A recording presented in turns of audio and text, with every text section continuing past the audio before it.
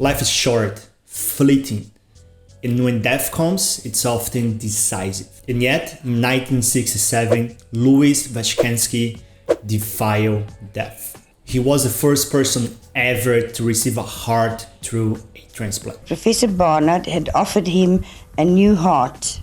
And that would change history forever. Receiving an organ donation is definitely not the norm. In the US alone, more than 20 people die every day waiting in line. And with more than 7,000 people crossing to the other side every 24 hours, how is this even a problem?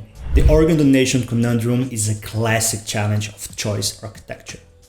Choice architecture studies the ways in which choices can be presented and the impact that this presentation has on our decision-making process. For instance, and we don't even realize that, the way the food's displayed in a cafeteria highly influences what we eat. And changing how choices are displayed can significantly decrease obesity in schools, reduce tobacco consumption, and even save lives.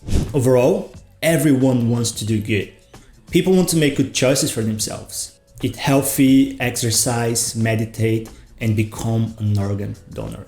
This can help everyone feel satisfied, content, fulfilled, and to look back on life with joy. However, it's really expensive for humans to think. It requires a lot of energy, a lot of cognitive power. That's why we prefer to choose the default. What's the norm? To go with the flow. And when dealing with choice architecture, making an option the default option highly increases the likelihood of that option being chosen. That's called the default effect.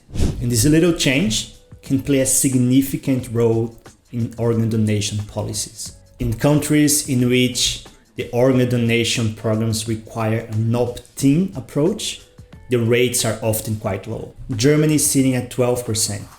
Denmark struggles with a 4% rate. Whereas countries that the citizens are donors by default and they can opt out if they want, can hit really, really high, which is the case in Austria with 95% organ donation rate.